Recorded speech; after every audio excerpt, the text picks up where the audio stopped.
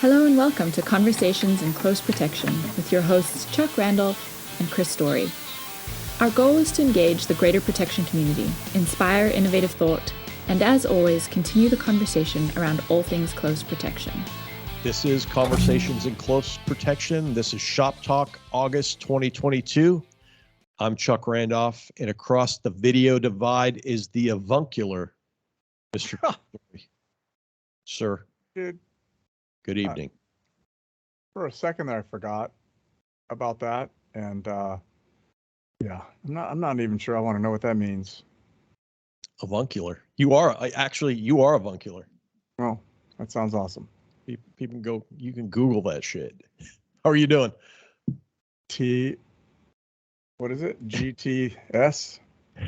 That's what it is, Yes. right? I love it. Yes, it is. How are I'm you good. doing? I'm going to assume you're in CiCP studios in the Great Republic of California. The People's Republic, as it were, but yes.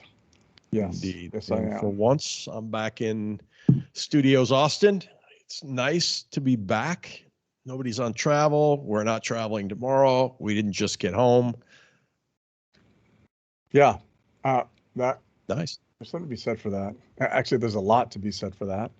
Super thankful about that. And as Forrest Gump would say, that's all I have to say about that. Oh wait, no, that's not Forrest Gump. That's the other guy. Well, but as always, my friend, there is tons to talk about. There's a lot of stuff going on, and I think, as Fred Burton told me recently, we are in unprecedented times for manifesting risks. That's very profound. Indeed. And also accurate. It's very Fred. So here's a little root beer toast for Fred. I still, like I said before, I still want us to do the 2 drinks in. Oh, we're going to do it. We don't have to push it, but we can just record it and just see how it freaking comes out. And then we'll do like a live one where every time I say John Wick or something, everybody has to drink. Do it live like an Instagram live session or something, and just see if we can get some people to donate to the Protectors Fund or something. And you're right, every time John Wick or I don't know, every time we say something we always say, everyone they'd be toasted probably 10 minutes in. Yeah, it'd be awesome. I like it. So, seriously, how are things in California? Wildfires, all kinds of things. To be honest with you, not all that bad. I was talking to somebody this morning, and I was like, I kind of wake up looking at my text messages, looking for like a significant amount of them to tell me that something has gone boom or bang or blown up or burned, and nothing. Pretty shocking, to be honest with you. Yeah, we had for the relief. I would imagine. Yeah. I would say. Well, we had some major rainstorms come through here, and it's interesting. I mean, it's a desert, so it's dry, and then all of a sudden you get a bunch of rainstorms. You have washouts, you have flash floods, you have the whole 9 yards, and all the dust turns into slick stuff on the road, and so it's been, as you might say, sporty on the roads for sure. Yeah, it's the one thing out here, 2 foot driving here. Yeah, no, and I've seen all of those things, and I was in Arizona, and they had monsoons, and there's a lot going on. I think here, like we had our first power outage today, actually. Oh wow! At least the one that I'd experienced. It was only for a half hour, but it covered a pretty large swath of the area, so it was pretty interesting. Well, you guys had, correct me if I'm wrong, you had more brownouts last year, didn't you? I'm trying to think back to, I mean, I'm old, so it's hard, but I'm trying to think back to some of the conversation we had last year. And I feel like you had those major fires going on. So you had brownouts happening all the time. And at some point it was kind of close to the studios there, wasn't it? Yeah, it was. Yeah. I mean, there over the past couple of years, there's been, smoke and freaking just craziness that you wake up smelling it, or you can't see across the street because of it. But I think we kind of escaped, knock on wood, we escaped most of the chicanery that nature provides us around here. the chicanery. All right. Well, we have a lot to talk about, as usual. I think you and I are never sans issues to talk about for sure. Amongst the regular stuff that we kind of follow, we've got some new stuff that's happening. I mean, first off, we always want to keep everyone in the know about Haiti. We've been following that since the assassination, and there was some news that came out lately about 4 members of Congress have asked Biden to name a new Haiti special envoy.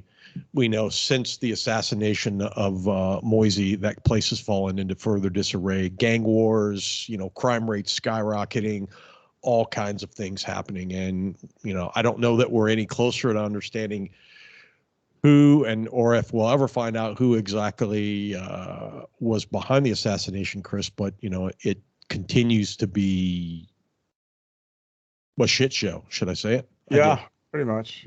So, when I see that, I wonder, like, what's the point? Is it a feel-good measure?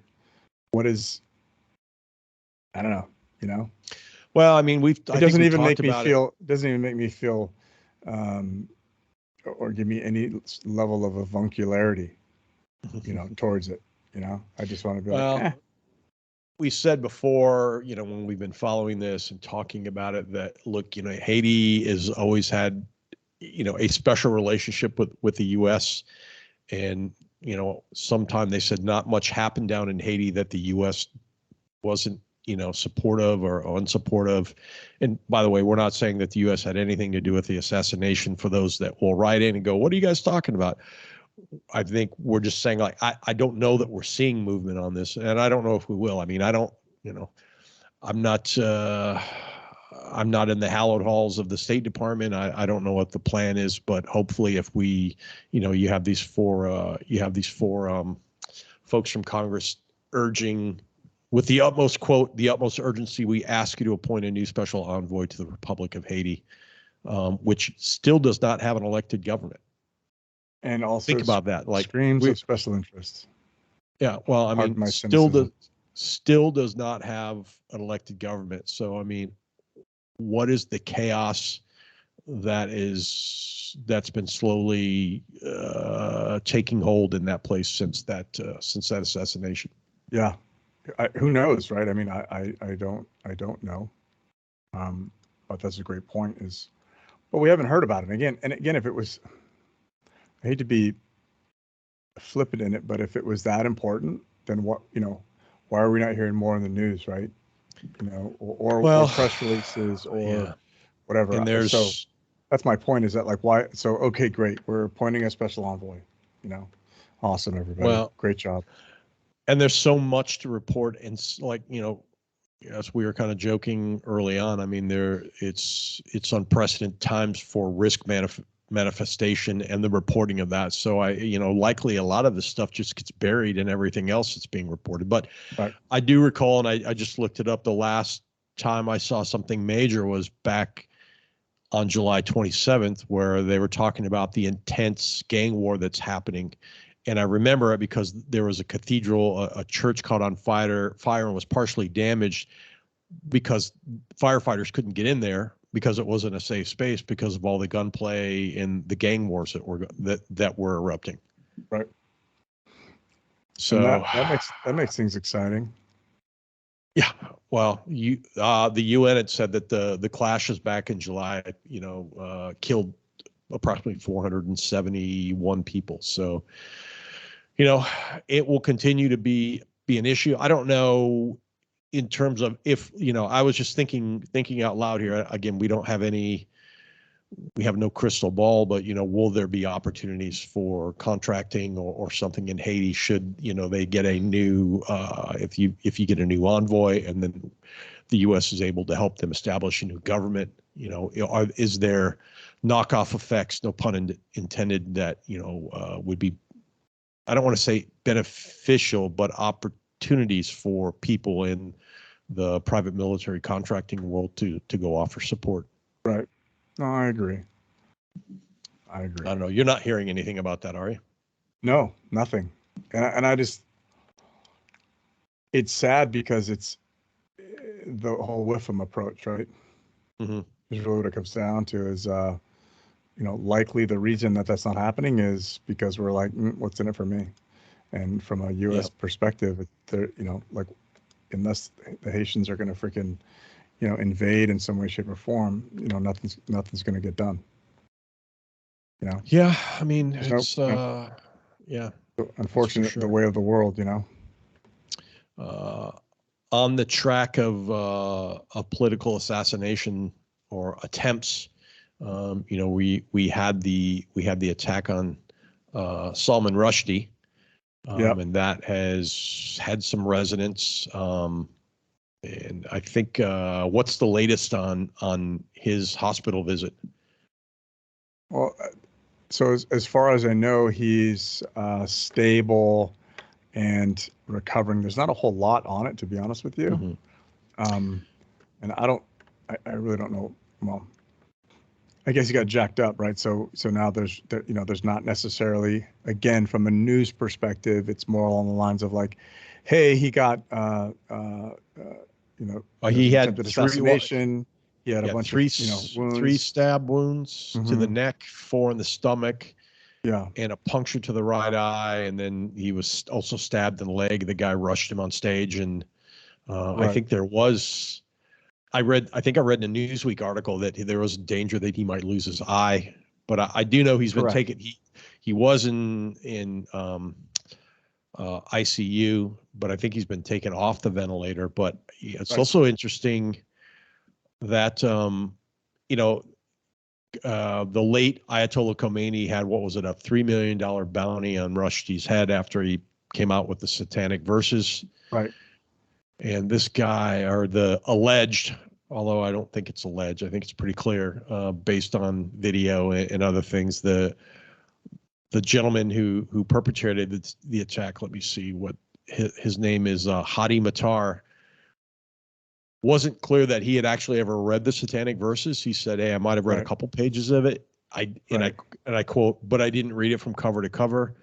He said he respected Khomeini, but he didn't really come out and indicate, at least that I've seen right now, that he did the attack as a direct response of that 1989 fatwa.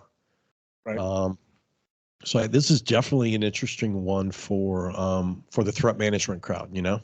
Yeah, I agree. So I think the biggest piece about this is like you said, I think when initially people heard about the attack, they were like, oh, they finally got him, right? Because I remember even growing up as a kid with that whole thing, Oh yeah, I mean, I remember when that came out as a kid. I mean, that was kind of my first not exposure, but like seeing that in the news and then understanding like what is a fatwa. This is like, and then reading about it and going, wow, this seems like something you'd see in a book, but right.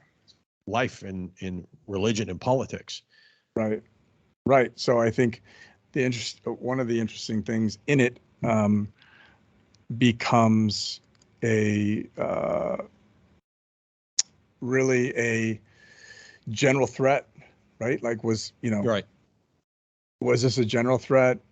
Clearly it was a specific threat, right? Because the guy targeted him, but again, was it known? Were there any threat indicators? What does it look like? And sure. And and he said he indicated that he acted alone, and he was the one that he decided to head to that convention, seeing a tweet that Rushdie was going to be there. So again, if you think about, we don't know if Rushdie had security. We don't know if there's security at the event. We don't know what kind of risk monitoring they were doing. You go back to hunters and howlers. Was this guy a hunter? Was he a howler? My guess was he was somewhat of a hunter of opportunity. Right. He said that what did he say about, I wrote it down here. What did he say about Rushdie? He said, quote, I don't like the person. I don't think he's a very good person. I don't like him. I don't like him very much. He's someone who attacked Islam. He attacked their beliefs, the belief systems. That's that, end quote.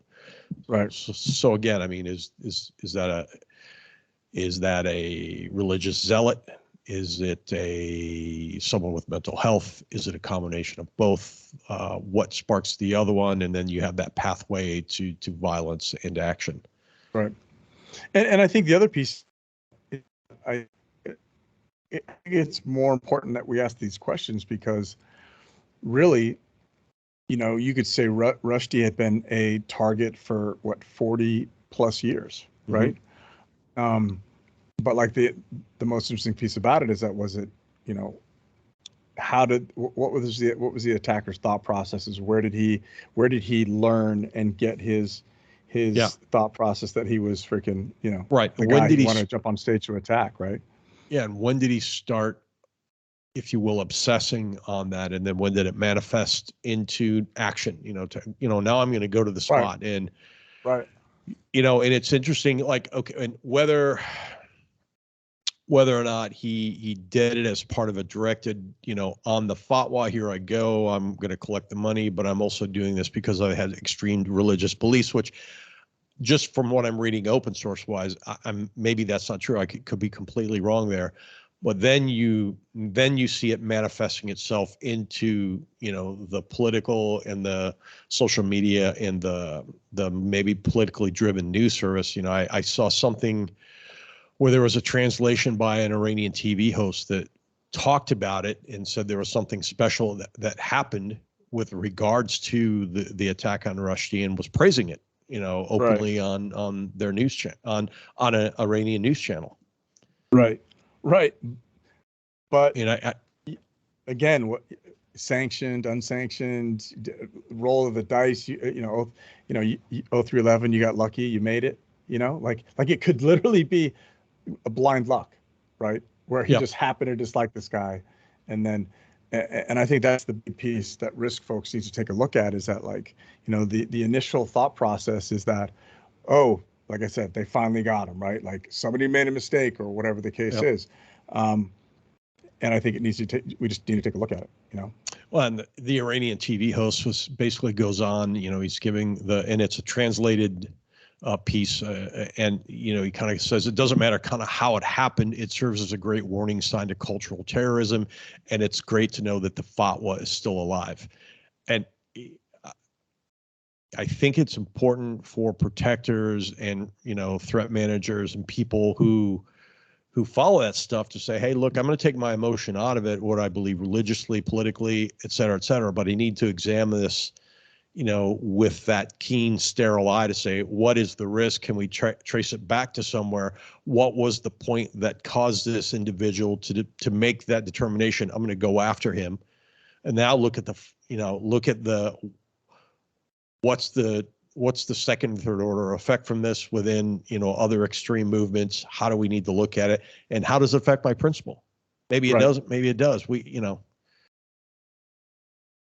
But, and that also, and now we have what was it you said that Bolton came out, or there was basically the Iranian or the IRGC plots for assassination. They include Bolton. They include who else was in? There's a lot of people in it, but Bolton, Kaplan, who's the American billionaire, and UANI's original funder. And didn't you tell me that Bolton was like upset that he didn't have as much on his head? Yeah, I think a little bit tongue in cheek, right?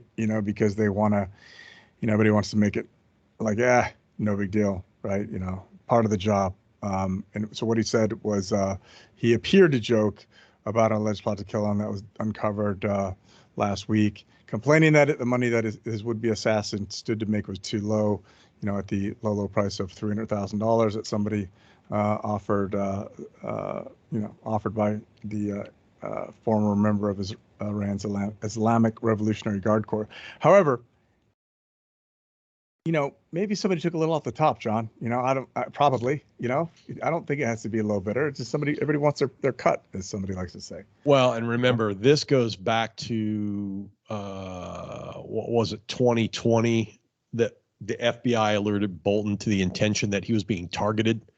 And then there was that what was it, in 2021, there was that allegedly tried to commission someone in Texas to take pictures of and videos of Bolton. I mean, so, I think the large takeaway from this at some point to me is some risks don't go away. There's what is it in physics? Energy doesn't go away. It just manifests into something else. So, some of this risk has a very long and deep and patient ability to wait, which just means increased and continued vigilance, monitoring, always, collecting and connecting dots to make sure that, how does this affect my protectee? Oh, they're no longer in the limelight. It doesn't matter. Maybe it doesn't matter to them, but there's somebody out there that still may not even understand that, your boss is no longer the CEO or no longer the lead singer or, no longer in the limelight politically. Or somebody just didn't get the memo, right? Yeah.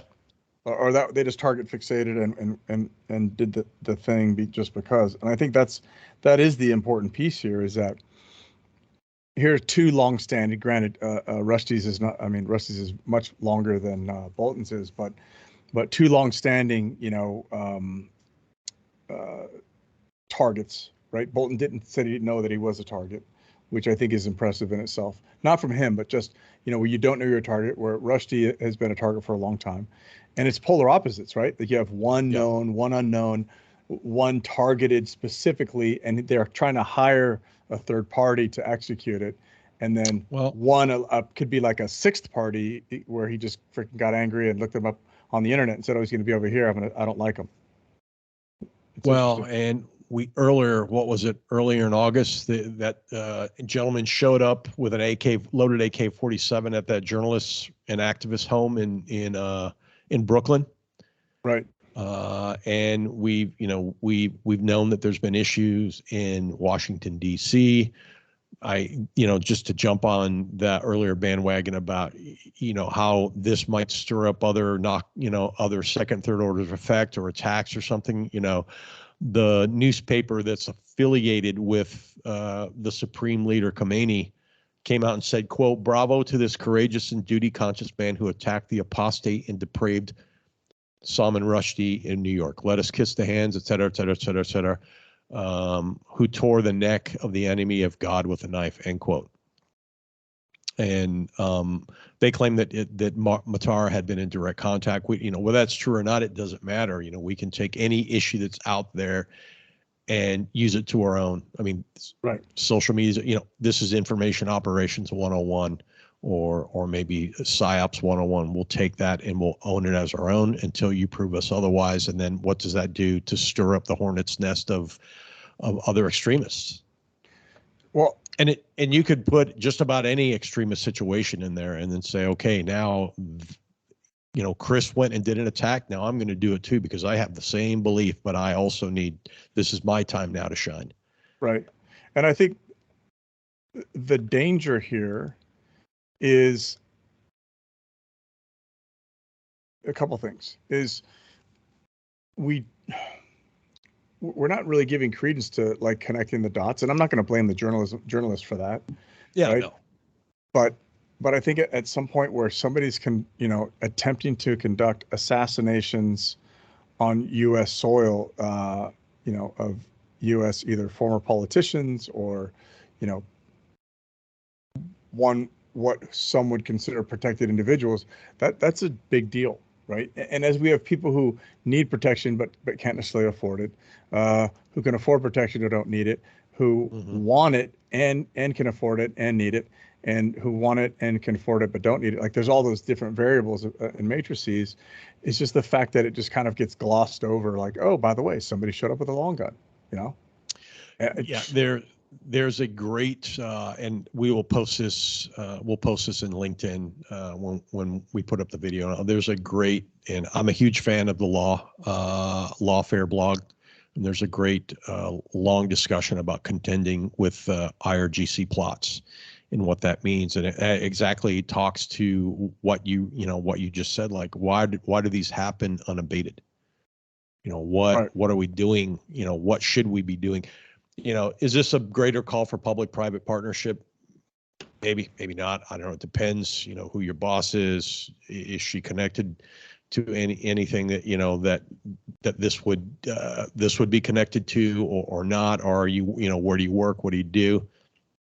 But I think it does say something, and it does underscore the need for risk monitoring as part of a greater executive protection or protective management program. Right. And here's the deal. I'm down like 4 flat tires for the old public-private partnership, as you know. But the problem is that it's got to be one way. It's got to be a two-way street. It's got to be a two-way street. And we got to figure out this clearance thing where, I understand classification. I understand what that means. So please don't text me or email me. But at the end of the day, I mean, if we have a responsibility to share information that's going to safeguard lives, period. So we need to figure it out. And that's possibly a conversation for another day, my friend, but we will post that Lawfare blog, and it actually connects to it'll point you to another great article from the Combating Terrorism Center from West Point about trends in Iranian external assassination, surveillance, abduction plots, and all, which is a good PDF, and you can download it and read it. And I highly recommend folks that, and most folks that listen to this show probably would be interested to read that. Yeah. Again, I think the takeaways here are, you don't necessarily know who's hunting your principal, right? Yeah. And like you talk about hunters or howlers, it's really I think it's a really good kind of reminder to not only focus on, the person that's extremely vocal and, I'm coming for you, the whole Rambo kind of deal, but really to, don't let your guard down, Well, and look, we're in a time where we're coming out of it. We've talked about it on the show many times. We had an extreme period of lockdown through COVID, regardless of where you are personally with that, not you, Chris, but, people listening. We were all locked down for 2 years, 2.5 years. Well, some may be longer, some may be less, but we had people stewing in their own obsessions. And now they're unleashed back on the world. We're coming up on midterms. We have monkeypox. We have other things that are pressing on us. We have political divide that's continuing to demonize one side or the other. And now you're going to see risk manifest in weird, right, in odd ways. And there should be it's now more than ever more important that you're monitoring those threats and monitoring those the frontiers, if you will, to see what's being said about your principal or your program or whatever you're tasked to protect. And I think we've talked about this before, but I really think that there, it's going to be a lot of places are like, cool, nobody says they're going to kill them, right? But it's going to be connecting the dots, right? That's the thing. You're right. Yeah. And there's so many dots out there, and there's so many needles, and we could use the old adage, like you're looking for the gold needle in a haystack of needles in a field of needles. But that's what we have to contend with. And that's they only have to get it right once, but you have to be vigilant all the time. Right. And there's a great, we should talk about this for a minute. There's a great War on the Rocks, which I particularly like. There's a great article called "The Accelerating Threat of the Political Assassin" or "Political Assassination." And we know historically political assassinations have changed the course of the world. You could argue it caused World War I.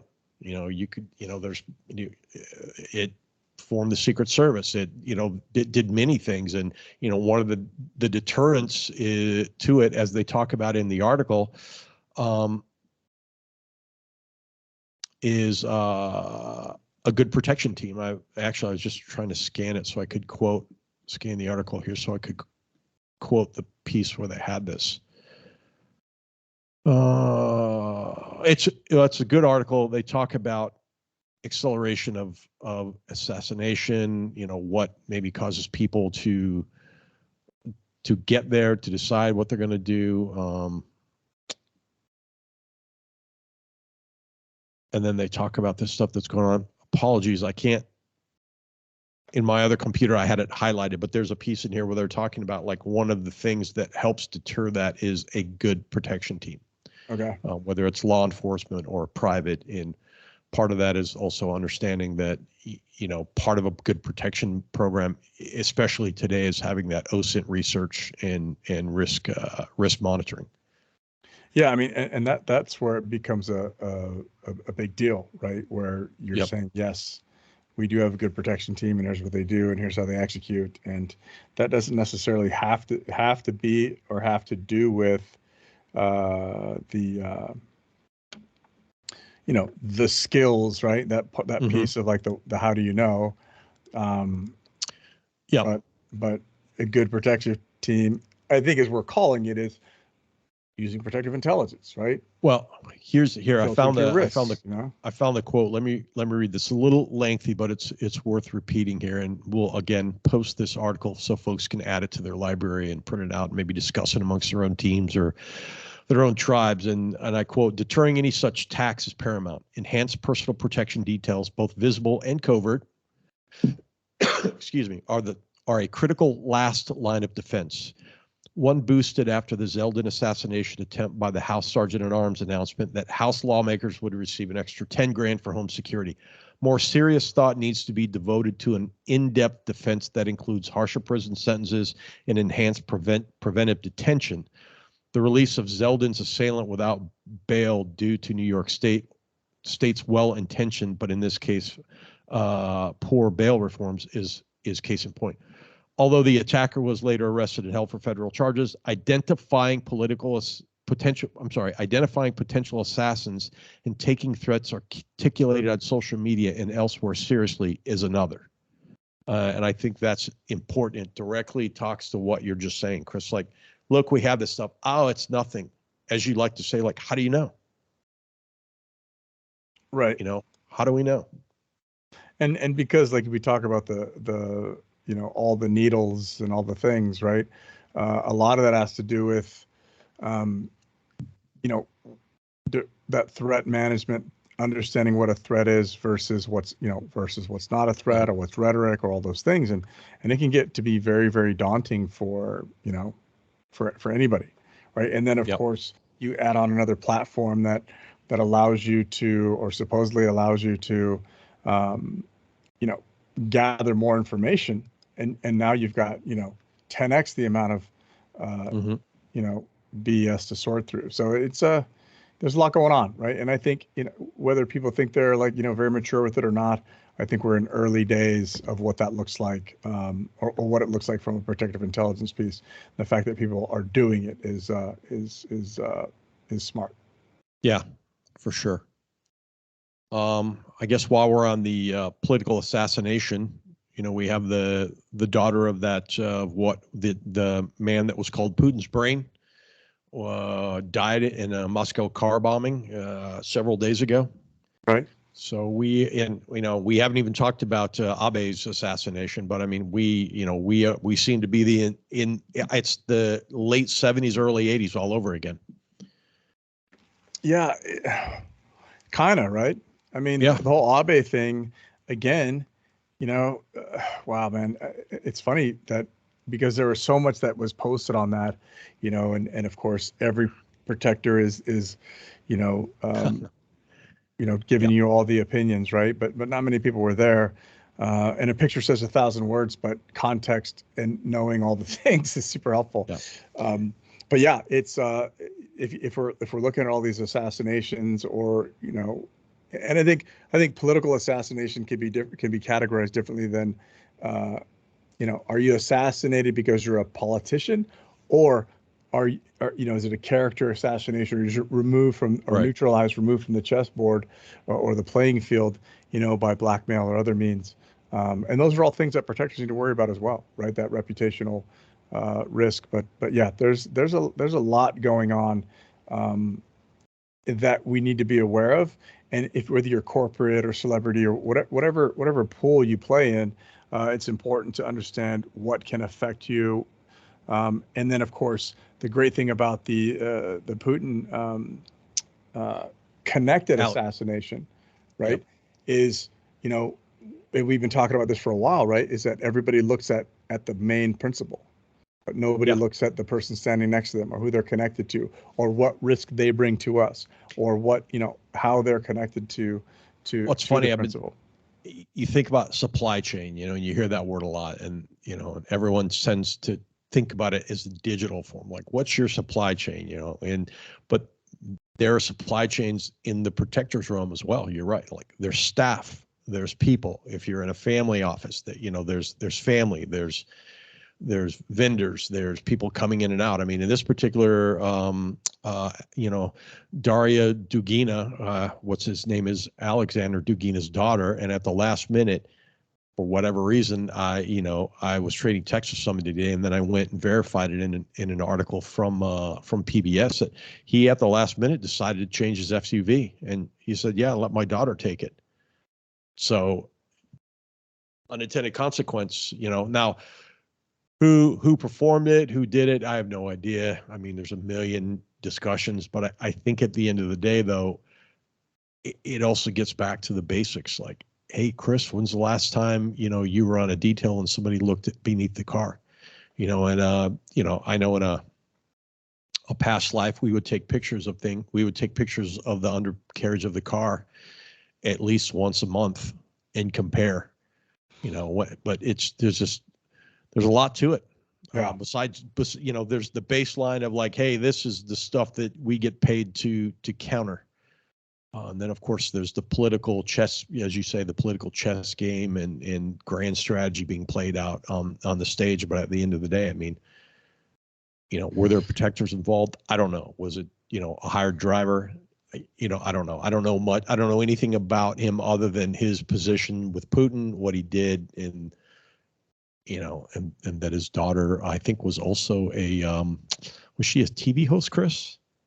I didn't look into that far, to be honest. I think she was. I think she was television personality. Yeah, or something somewhat like famous locally. And it's funny. I just watched the new Brad Pitt movie, which is. Oh, is it good? It's interesting to say. It was a good movie. Well, it's should I not see it or wait for as it? expected. I'll go with maybe wait for it. No, it was good. I just don't think it's not a theater. It's not a theater movie, but it's definitely like a complex thriller, I guess. Okay. But and I won't do the spoiler alert, but freaking this recent attempt with on Daria Dugina is reminiscent of something in the movie, right? Okay. Yeah, it's interesting. So yeah, I mean, and here's the other piece is what happens if like how would you feel if you're a target, or you think you're a target, or that you've got risks that are with you, and you're like, yeah, honey, take the car, you're good, take the driver, or whatever the case is. And again, were there any pre-incident indicators or pre-attack indicators? Again, we don't know. We could pontificate and get in the bro club and say they should have done this, they should have done that. Right. We don't have any context. If it was known, well, that would tell us one thing. Like, how did we fail? How did protectors, or how did the program fail to see the warning signs? Were there any signs? Was there surveillance? Was there active surveillance? Was there all these things that? But I think a lot of the answers are predicated on understanding, like, what was the protection package, if any. If it was just a hired car service, don't even get me started. Yeah. No problem. I have a hired car. It'll take care of me. Yeah, that's my favorite, and because they're less expensive, which makes it awesome. Like it's just not cool. Winds me up. Yeah. But I think one of the things we talked about when we were trying to choose, as always, it's hard to choose, like, what's the stuff that we want to bring up and we want to talk about. But you've seen there's been a lot of political assassinations, or there's been a lot of politically motivated assassinations that we've experienced over the last few months. And again, I think historically, what cycle are we seeing, or what are we re-experiencing, or what can we learn from the past, that will help us inform what we're doing now. But as protectors, I think, not to sound corny, but man, you got to stay frosty. Yeah, I agree. And understand the threat to your boss. Not this like, Chris, I'm the body person. Doesn't matter. I just, you're not going to mean mug or do the bodyguard stance and the Leroy Jenkins and prevent, shrapnel from shredding through your body at like 2,000 miles per hour. Yeah. So I think, I don't know, this is in video, so I'm like, but I think that we just have to stop pretending, I think so many people that, everybody wants to pretend, right? And it's the EP is the great pretenders game. And because you're, again, how do you know? Because your skills are rarely tested, but you're Chris, paid. I know because I put it on Instagram. Exactly. Duh. And you're paid, duh, hello, and I staged it super duper well. And Bro, I was on vacation. Yeah. So, and again, the whole mantra should be not on my watch, right? Yeah, absolutely. But there's this huge misunderstanding, just like you said, I have a hired car, or this or that, and I talked about this the other night on Clubhouse, is that, and multiple times, is that because executives, this is corporate space, because executives are good at identifying financial risk, right? They're good at identifying business risk.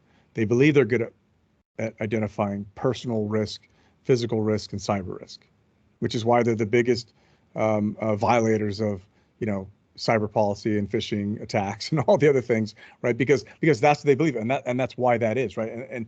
And so because they're horrible at that, and because we have a hard time articulating threat and risk and vulnerability and impact, right? In business terms, we get I'll just use a hire car. Yeah. Well, which is, and that's on us. 100%. To say, look, we stop trying to get the principal to see it in our tribal language. And if it was up to me, we'd use our tribal language every day. It's easy. I'm comfortable with it. I've used it forever. But you have to look at it and say, if I need Chris to move, or I need Chris to do something, how can I explain it to Chris in Chris's happy place or cultural place or whatever place, so that he goes like, oh, okay. Right. Not a book plug, but I recently have been re-examining this book I got a while ago, years ago, called Critical Thinking for Strategic Intelligence. And a lot of it is all about how, there's some, basic intel stuff in there, but there's some stuff in there too about how do you now make this relevant to the recipient of your report? Because if they don't read it, it could be the best report in the world that has everything they need, but if they don't read it, what is it? Right. It's non-existent. Right. It doesn't, and that's the thing, is that if most, unfortunately, most protectors we have to go with the old, I told you so. Right. It's just normal, right? Yeah. Like, oh, let's not do that. And then if you're if you're good but not great, you pull that freaking thing off the shelf, dust it off. You look at the date that you submitted it, and then you go, okay, cool, here's the plan. They're like, oh, you have a plan. Great, you're awesome. Not the point, right? And again, yeah, I told you so. I told him there was a threat. Great. Yeah, it's not still helpful, happened.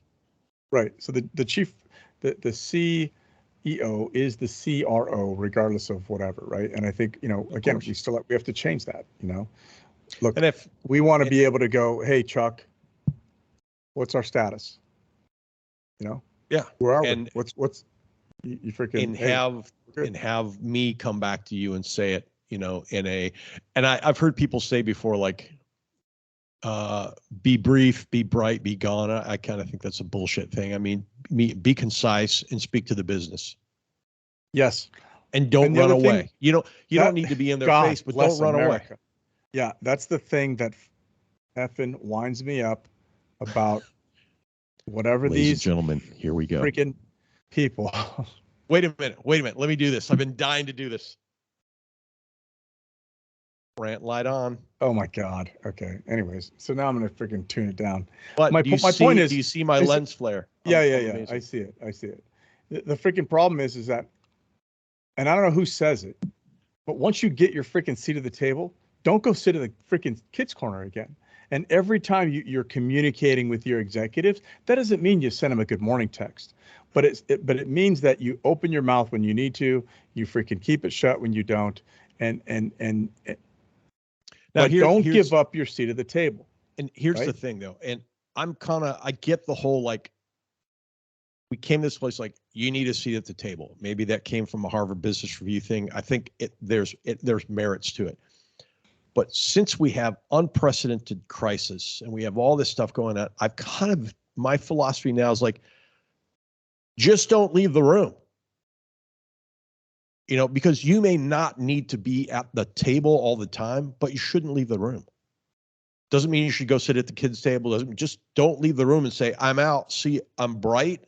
I'm brief. I'm gone. Right. Drop the mic. Deuces. Because now every time there's a crisis, and by the way, folks, there's a ton of them going on. Right. Why should they have to come find you? Like, hey, sir, hey, ma'am, I did this. Here we go. I spoke to the business.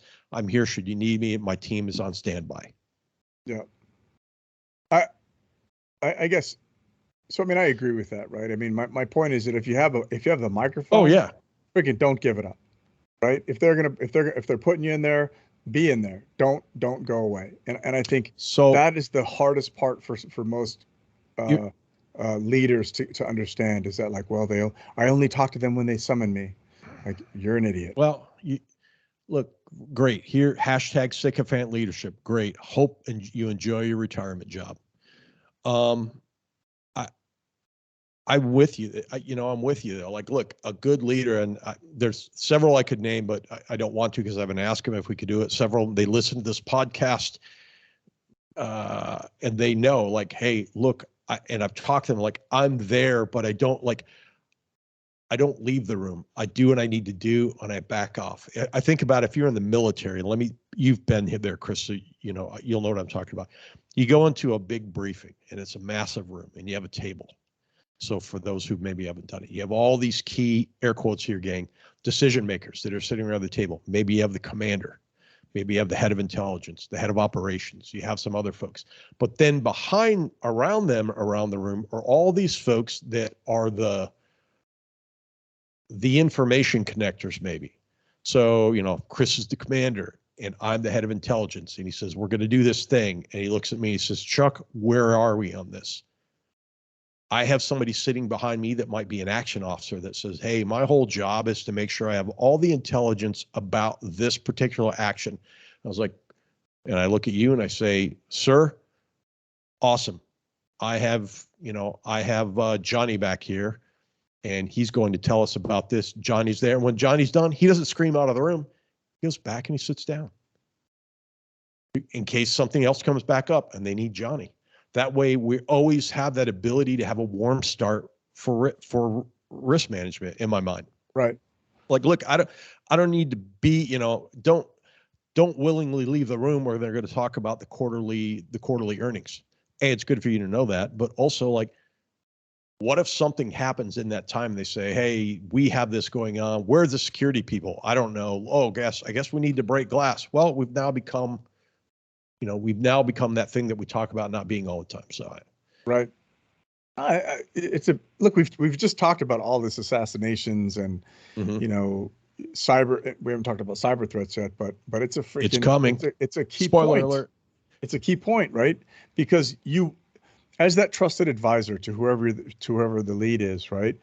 There's a difference between being the protector that you're responsible for your principal, right? And then responsible for security for the organization, whatever your entity is, right? But you want to be able to somebody to go look over, like you said, and go, because sooner or later the boss is going to look directly to you, not to the person that's going to filter to you. Say, Chris, what do you know about this? Because and even if it's in the chain of command and everyone's talking about your thing, you're right. A good leader is going to look and go, Chris, what do we know about this? This is what we know. And you need, yeah. And you don't want to go, hey, I'm just the body man, bro. You know, break glass in case of emergency. I got you. Yeah. So, I mean, a lot to be learned from there in terms of crisis management. Also, you said something else, Chris, that just hit me again. I thought it was good. Like, don't wait for them to come to you and say, well, I knew something and I didn't want to tell. And I was just waiting for you to come to me. Like, hey, it's your job is to voice risk. Your job is to say, by the way, did anybody see that signpost that said dangerous curves ahead? But instead of saying, bro, we got to slow down. It's just like, whoa, what? Keep it simple. Talk to them. So I think we have something we need to talk about. Can I have 5 minutes? Or go to the chief of staff, or go to somebody again, look at that protection supply chain and say, where can I go? You know, not always like I talk to the old man, or I talk to the old woman, or no one. Okay. Well, right. Okay. You know, have you mapped your network? Do you know what's going on? Right on, buddy. Good job. So this is interesting because we had a similar discussion the other night on Clubhouse where somebody had asked, hey, if I constantly get pushback on risk, or at least advising on risk, what should I do? You know? And I'm like, well, you should continue to state what the risks are, because that's why you get paid. Right. And even if your freaking, leadership is, if that's the place that you work where they don't want to hear it, maybe that's not the right place for you to work. But your job is to freaking tell people what the risks are. But also, let's just put this in an organization for a minute. Okay, great. Chris is tired of hearing Chuck talk about risk. Awesome. Who's your champion? What? Yeah. This is why you need to network with people other than the gun toters. You have to have your personal network. Yes, of course, this is not us saying abandon your network, but you also, wherever you work, you need to branch out. Who are my strategic partners? If I'm having trouble talking to the CEO about risk because she no longer wants to hear about it, let me go find someone in HR. Let me go and find someone in corporate communications. Let me go find someone and say, hey, Chris, can we have a cup of coffee? There it was. Take a drink. Mm-hmm. And can I need help. Don't, like, again, be more interested and less interesting. Can you help me figure out how better to talk about risk? Shut your mouth and listen. And then let Chris say, well, yeah, here's how I do these things. Right. Awesome. Could I run my pitch by you? Yep. What are they going to say? Sure. Well, the other thing is you find more customers other than just the CEO. Yeah, for sure. Right. Because if you help people solve their problems, they're going to be your champion, along the way. Like, but what did you just say about the unfortunate issue involving Putin's brains, his daughter? Well, they weren't going after Putin because they can't get him, so they're going to go after somebody in a supply chain that they know is important to them. Right. You can use that for good too. We're not saying go car bomb somebody. We're saying go figure out, map your network, and say, awesome, Chris is the goat whisperer for the CEO. Right. That's who I need. That's who I need to understand. Or that's the person, right? Or the person I need to influence. Like, who's the influencer, right? Or, comes down to, hey, the old man never seems to listen to Chuck. Let's examine the way that he approaches his subjects and make sure that we don't do that. Yeah. Yeah. It's leadership. It's list. You're right. A lot of folks don't want to hear about risk. I mean, I think there are some things happening, and we've talked about it here before in terms of laws that are coming out. That are already making CEOs responsible for things like breach. There's also laws in the UK that are hinting that they're going to make CEOs responsible for some workplace violence things. I don't know where they are with that currently, but again, so I think we're going to see the appetite for more C-suite folks to go, wait, now I guess physical security is a thing I need to know more about. And so there are going to be opportunities to educate your supply, or I'm sorry, your security supply chain of command. Yeah. Right. So, right. Yeah. Oh man. We thought it was going to be peaceful tonight, dude. Well, it's just, I think it's important because it's coming on the horizon, right? And one of the things that we don't understand, I think intrinsically, is that, we think in as executive protection folks, they just think they're very single-minded. Like the executives I support, or my blah blah blah blah blah. As you look to the gen pop, right, of whatever organization you have, you'd be surprised to find that they can be your advocates, right? Have fears that they don't necessarily voice to the security person, right? Because they're scary and ugly and have tattoos and all the things, but they have. Or we all have resting bitch faces or something. And it's like you feel like you're unapproachable. Correct, right? But as you listen to them, you start to understand what their concerns are, and you're able to, hopefully you're able to empathize. Key word you just said. When you listen to them, right? Not when you tell them. When you tell them, yeah, you're good, yeah, and then you find a lot of opportunity wherever that lands, which I think is important. Yeah, there's something else that occurs to me in this like unprecedented times of risk and things manifesting. I'm not sure that it's the most dangerous time that we've seen in our lifetime, Chris, but maybe others it is, because I do think there was a rash of bombings in the late 60s and the early 70s. But let's think about this for a minute. There's this idea of like, don't let any good crisis go unused. What do we mean by that? Hey, look, if you've always been in a siloed organization, I can't figure out how to break out of my silo and talk to folks and get myself in the room and stay in the room.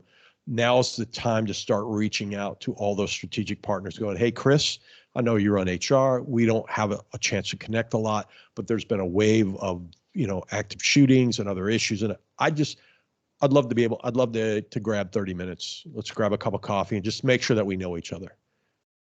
And in the crisis, you can hyper develop your network. And now it's on you post-crisis to not leave the room and continue to have those reach outs instead of saying, I'm here if you need me. Assume the bodyguard stance. Right. And the next is that, and for the next crisis, you've already established those relationships, and people will call you into the room to help, provide support or lend support to those things. And that's the whole idea. And like you just said, you make yourself approachable for risk discussions because you don't want to make anyone ever feel bad for, oh, wow, I'm surprised you have this. You never want somebody to feel bad for telling you like, hey, I feel frightened when I walk out to my car. Why is that? Right. Because of this and this and this. Okay.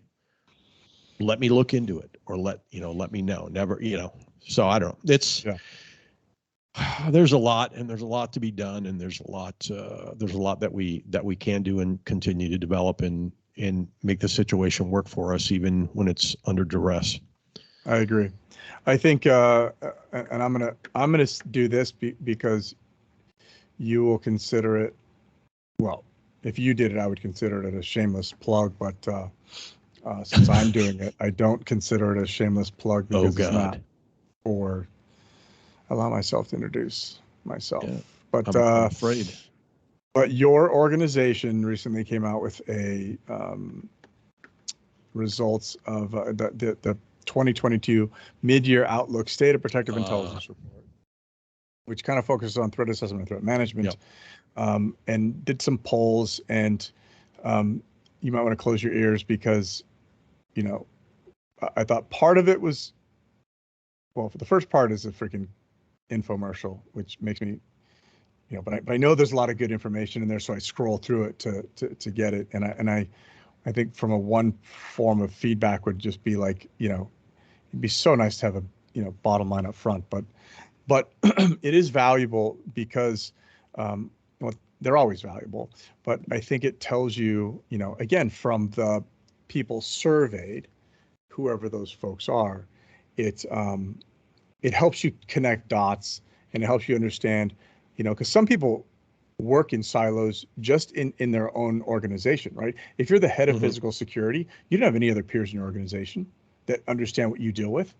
Your peers are in freaking other companies, and then they don't. You may not be dealing with the same thing. So, I think what this does is it helps connect dots where you may get to understand, those conversations that are being had in those other silos that you should be a part of, or that you can lend expertise to, right? If you go listen, right?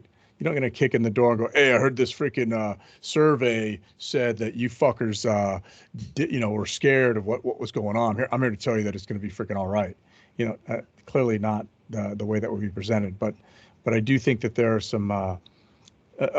It's a valuable document in terms of understanding where there are opportunities for improvement, and where different different people or departments in your organization might see threat, might see vulnerabilities, might see risk, and then might not value from the executive protectors in this space.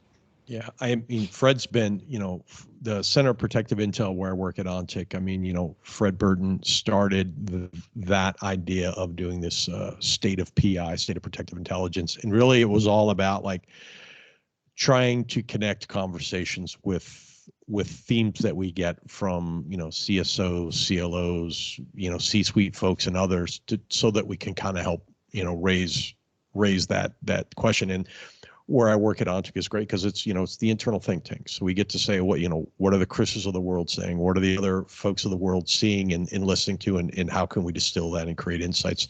The mid-year, and I appreciate you mentioning it, and I'll take that feedback to the team. But the key takeaways from the mid-year one is it's unclear which departments lead threat assessment and management, because there's always conflicting departments. It's, I'm on. And Chris, this all goes back to things we've talked about. It's like common operating information, common operating language, common operating platform, et cetera. Number 2 was continual onslaughts of threats. Basically mean you have risk fatigue, and then the likelihood of something missing happens.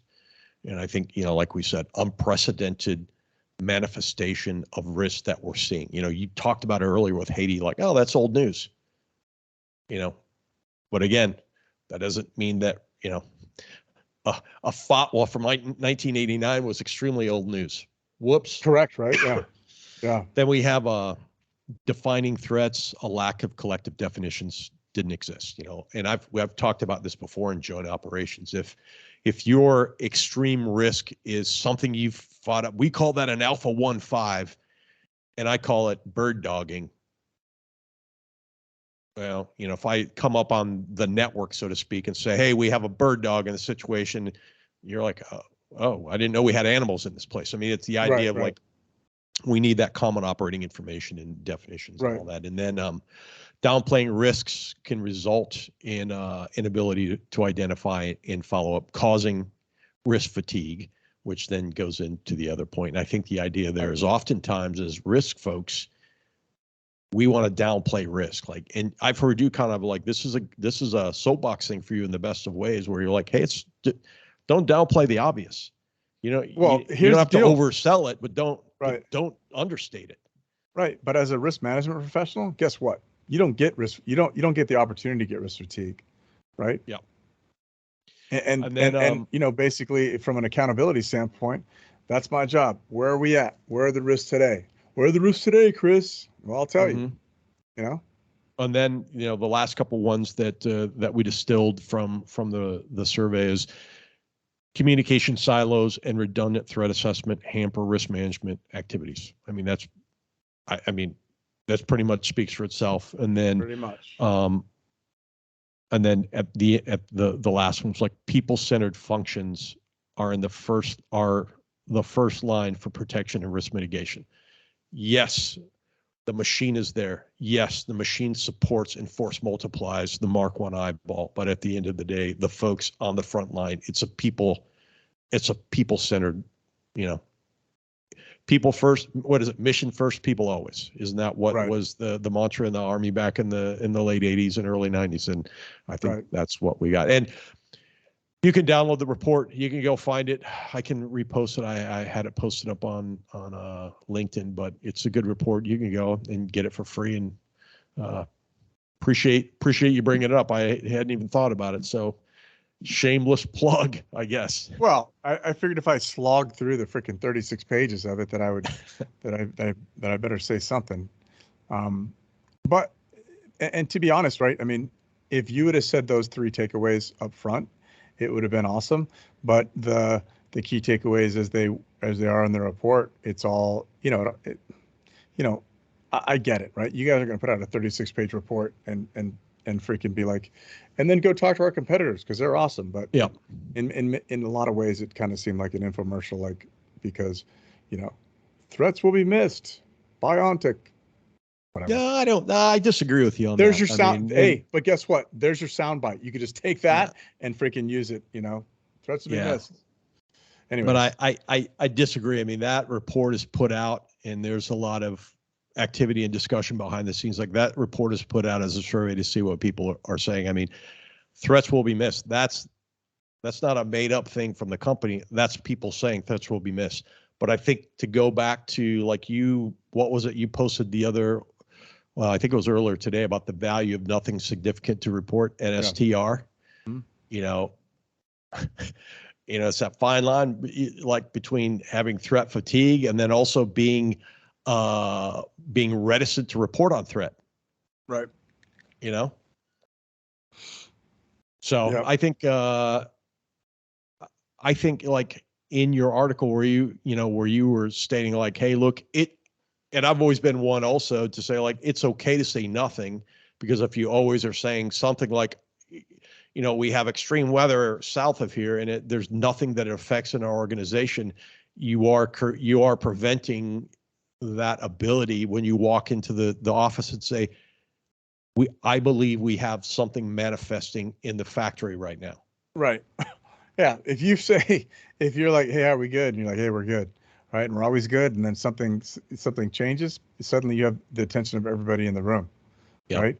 If you're always saying that something's just, whatever the crisis of the moment is, then when there's something actually that's going to, okay, well, I guess we're in, helmets and mouthpieces again, whatever.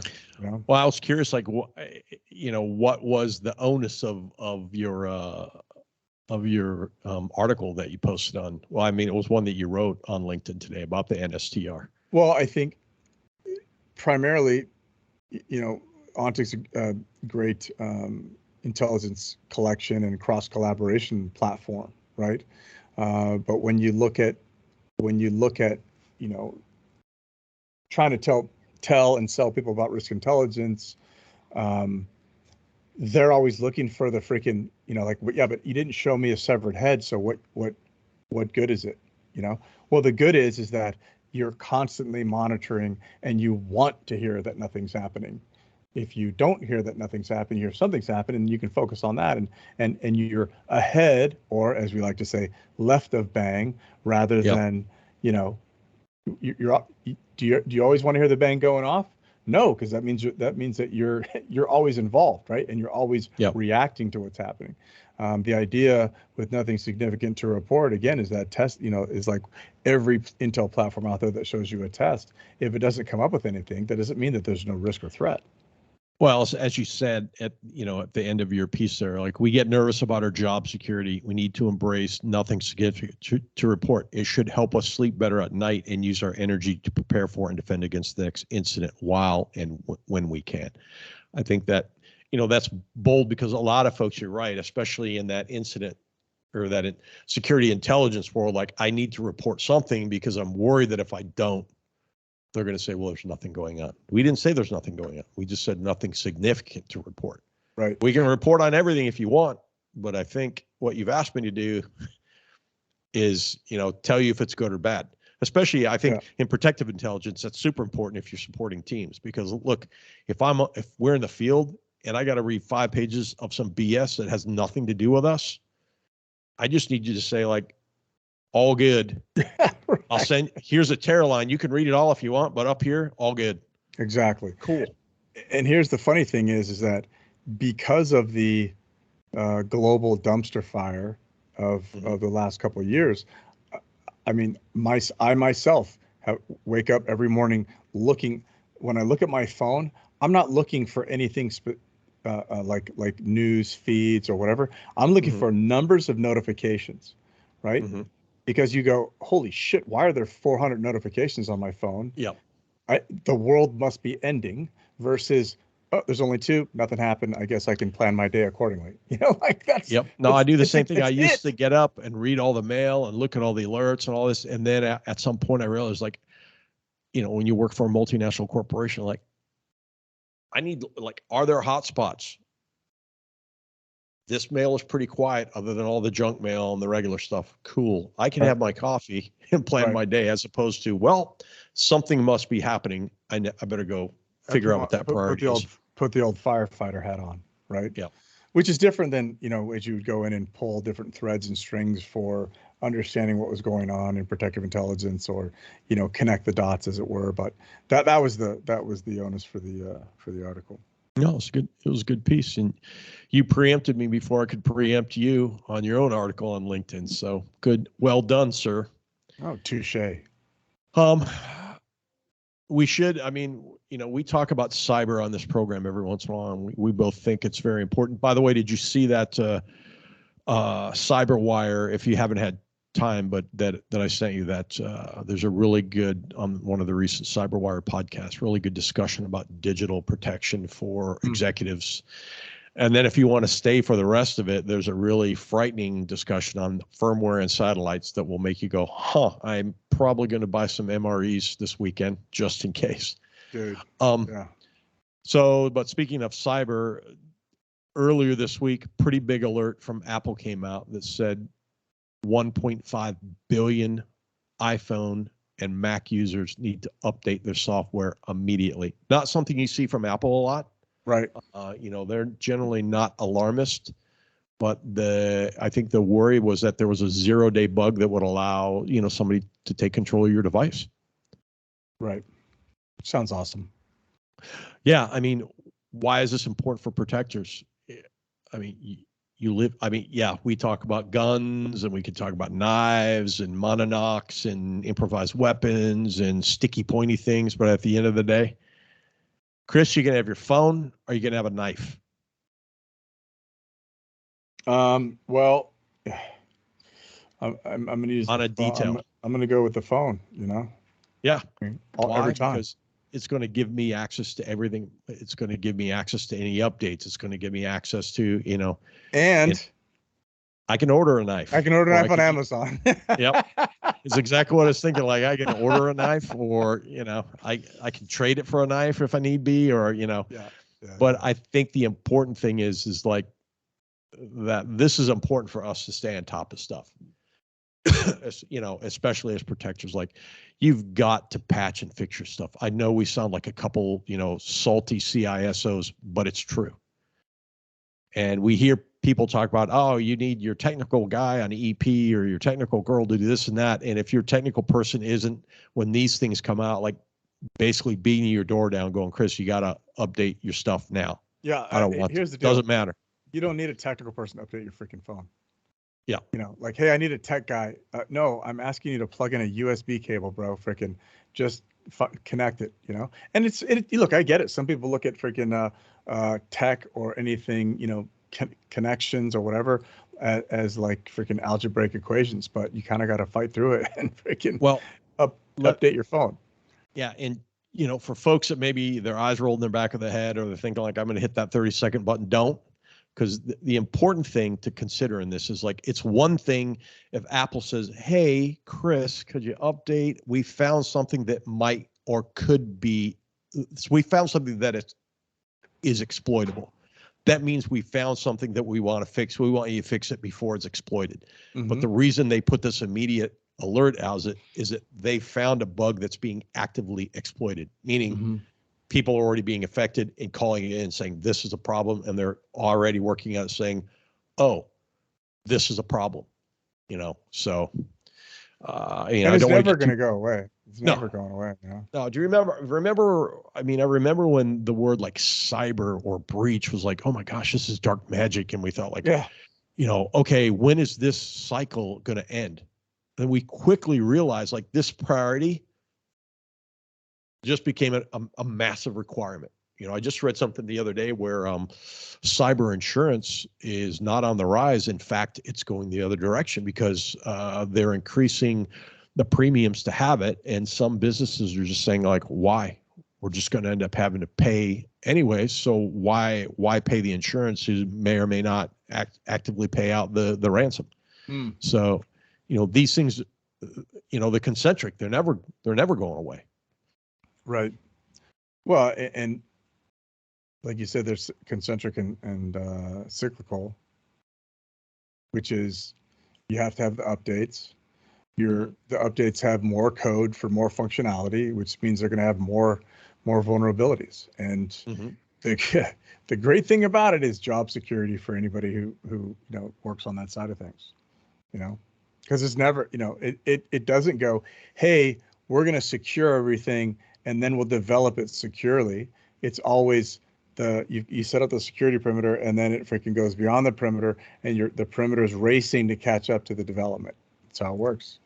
Yeah, I could say for the longest time, I was always bad about updating my stuff. Like, oh God, I don't have time right now. I'll do it later. But now, once a week, I'm like, all right, in the morning or right before I go to bed, hit it, update everything. There we go, and it's done. Well, it used to be kind of like if you're updating, like, what are they putting on your phone, right? Right. Now the risk is like, well, freaking, it's a different level of risk where you're like, okay, great, what are they putting on my phone? But what else is happening on my phone that I need to worry about? That's a greater risk, with the operating system. Do you travel? Do you use two phones when you're on ops? I normally do. Like do chains, I do use two phones. Yep. Yes. And I haven't carried it for a while, but I used to use a dual SIM phone. So if I traveled internationally, I always dropped the local SIM in, but I had the phone that had the dual SIM so I could switch back and forth. And then I always carried another one with me in case the boss or somebody need it. I mean, it's just more stuff to carry, but I believe there is something to be said for saying, like, this is the phone that I do security work on. This is my phone, I agree. Not saying, I just think sometimes mixing it, and if you drop one, you've always got a backup.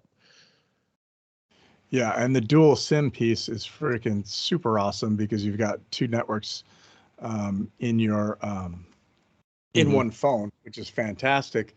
Unfortunately, the U.S. phone system doesn't work that way, so you have to super two phones together. When I switched over to an Apple phone, that went away. But for the longest time, I had that. When I was porting around the old, Microsoft phones, I had one that had I could put dual SIMs in that. That thing was awesome. Yeah, it's freaking fantastic. Oh, you have a bad signal? That is, throw in another SIM card. You're good to go. Yeah, and you could normally. I mean, it's a little more difficult now, but you could usually stop, grab a SIM for whatever country you're in, toss it in there, and then when I left, I'd toss it in. I'd toss it into a baggie with a Post-it note that said what country it was from, and if you're going back or somebody else on the team, you had them. It's it's not that easy now to do that. I mean, you have to buy one, register it, a certain amount of minutes, but I don't know. I personally think it's a good idea. I'm sure most people probably do the same thing, and I assumed you did as well. Yeah, I actually have a freaking bag of phones, to be honest with you, but some old ones that don't work. But there's something to be said for that old Nokia phone that you can't surf Instagram or anything else. But man, you make a damn phone call. Yep, exactly. Good times. All right. What else do we have on Shop Talk? Should we talk about guns? We could. I mean, they're out there. Kidding. What else do we have to talk about? I mean, what's speaking of Clubhouse? I mean, what's coming up on that? What have we been doing? I know before we hit record here, we had a pretty good conversation. A couple things we're talking about. I think maybe we'll save those. Yeah. But what's coming up next? Now we might do some leadership things. But what's coming up next for us is, and we really good ones. If you want to go check them out, they're all recorded. Just look at CiCP on the old Clubhouse dealio. So our event, the next one is Monday, September 5th, which I don't know why it's Monday, September 5th. Maybe I'm working on that the next Monday, so maybe we'll take a break. Yeah. So next one is Monday, September 5th, because I have to work an event Monday next evening. Anywho, is that Labor Day? Yeah. So you 'Cause it is mean Labor Monday, Day. September That 12th? ain't happening. Exactly.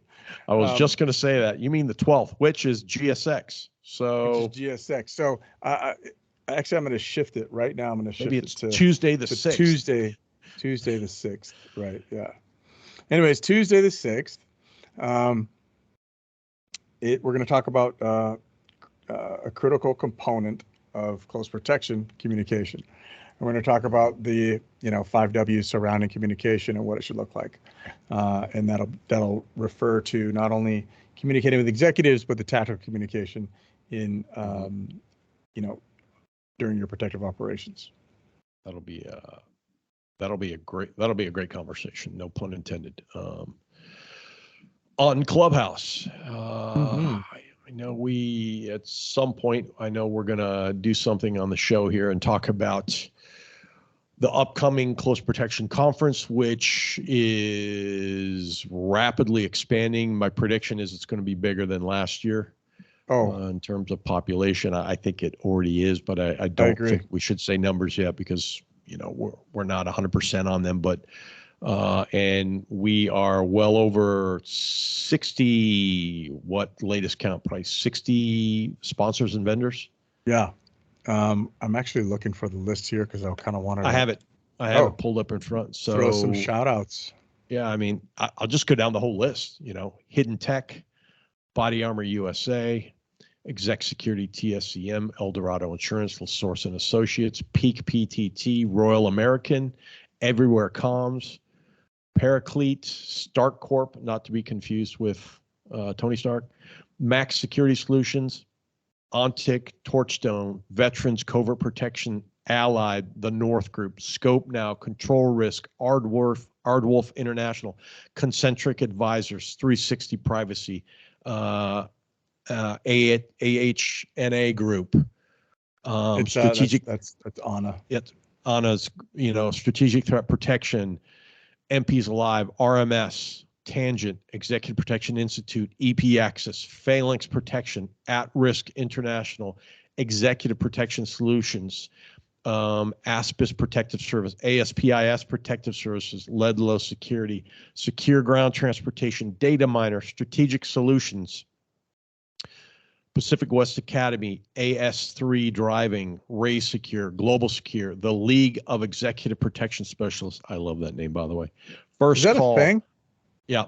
Man, Delam Security, Divergent Security Services, ISN International Security Network, GRIP, Diamondback Risk Management, ELS Executive Limousine Service, Samaritan Protective Services, Icon Global, PIC Security Solutions, Swiss Protection Services, PPS Group, Maverick Protection Group, Delta Strategic Solutions, WSO Worldwide Security Ops, Spec VIP, Vigilant International Security and Investigations.